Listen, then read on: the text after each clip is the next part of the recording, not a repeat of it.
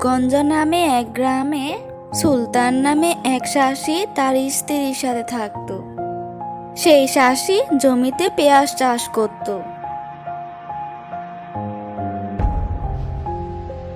সুলতানদের বাড়ির পাশে রহিম নামে আর একজন শাসি থাকতো। সেও সুলতানের জমির পাশে পেঁয়াজ চাষ করত। বাহ বাহ, বেশ চমৎকার, বেশ ভালো পেঁয়াজ হয়েছে। এবার বাজারে বিক্রি করলে ভালো দাম পাওয়া যাবে।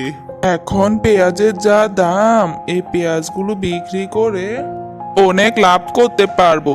এখন তাড়াতাড়ি করে পেঁয়াজগুলো তুলে নি, সুন্দর করে তুলতে হবে। আরে ও সুলতান ভাই, ও সুলতান ভাই, এবার পেঁয়াজ হয়েছে তো? হ্যাঁ হয়েছে, বেশ ভালো পেঁয়াজ হয়েছে। আমারও হয়েছে। এবার তো মনে হচ্ছে বেশ ভালোই জমিয়ে ব্যবসা হবে। এবার তো পেঁয়াজের দাম বাজারে বেশ ভালো, আর চাহিদাও অনেক।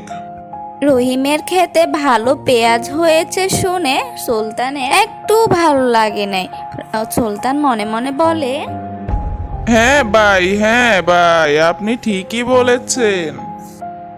ধুর, আমি ভেবেছিলাম সব লাভ এবার আমারই হবে, কিন্তু এখানে তো দেখছি ওর জমিতে বেশ ভালোই ফসল হয়েছে।